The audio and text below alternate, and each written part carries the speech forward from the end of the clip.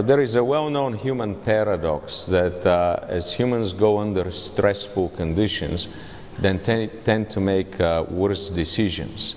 And that's normal because the stress triggers a different reaction in the brain, which is governed by the flight or fight instincts. Evolutionary, we had to make very quick decisions whether to fight or to run away when we see danger. And to make these decisions were made purely on a gut feeling and very quickly, because there was no time to analyze data and do detailed analysis of everything that's going on to make the decisions. So more advanced decisions are made based on deeper analysis, logical analysis of what's happening. So when it comes to companies, we carry this natural evolutionary trait when we make decisions about businesses. So when times get harder, and the stress levels increase in a company, businessmen turn to their gut feelings to make the decisions and ignore a lot of the data and the analysis. And that's a role that we now understand, and the scientists and psychologists understand, leads to many wrong decisions.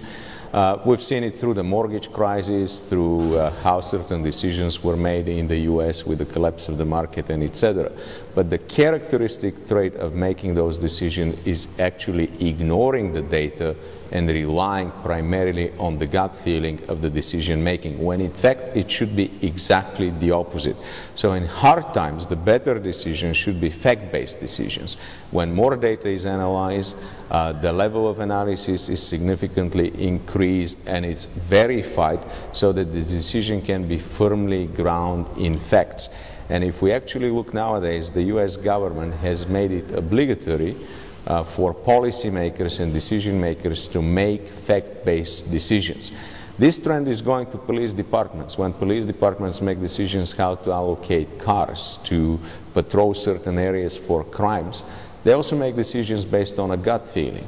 And now the police departments are enhancing this with more and more technologies, so that rather analytic technologies, so rather than relying on a gut, they can analyze, process the data, and make the right decisions. I've never seen a policeman up until now taking an Excel sheet and doing a pivot tables to analyze crime patterns.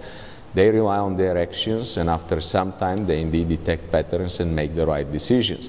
But the issue is that the technology can shorten the time of making the right decisions by analyzing more precisely and more accurately the data.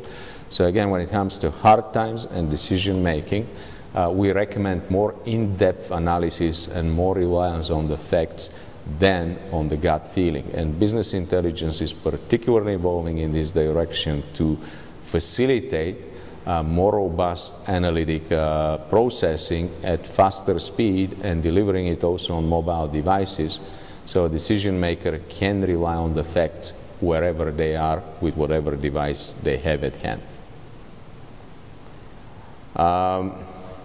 There is an interesting phenomenon that we have discussed in the business intelligence space for the last 4 years, but we have not been able to come to agreement. That was the convergence of structured and unstructured data.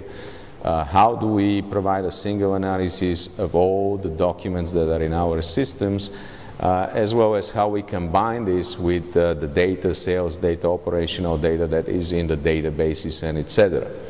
But more interestingly, this device is coming to a resolution, and it's not anymore about Facebook and Google and Oracle and IBM, but it is a question of how do we combine all of these information into a single source for analysis.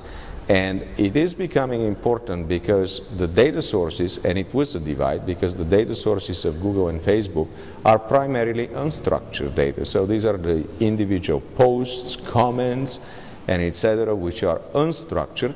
But the content of these sources is becoming as important as the content in the structured databases from an actionable perspective. The reason for this is because a campaign on Google, a marketing campaign on Facebook, can become viral and can drive additional revenues, or it can become negative and suppress revenues and miss opportunities. So the real question there is, how do you monitor these sources in real time, in the same time as we monitor in real time sources like production systems and ERP systems? And how do you combine the sales data with the campaign data in these systems? So the technologies are converging, but they're also changing the analytics and the types of analysis that we use. As we combine these sources, we supplement the structured types of analysis with unstructured types of analysis like sentiment analysis, word analytics, search, and etc. And the combination of both allows us heuristically to answer any question, because now we can answer questions about what people are talking about together with questions about what people are buying. And this is very valuable for business people, marketers, and other users.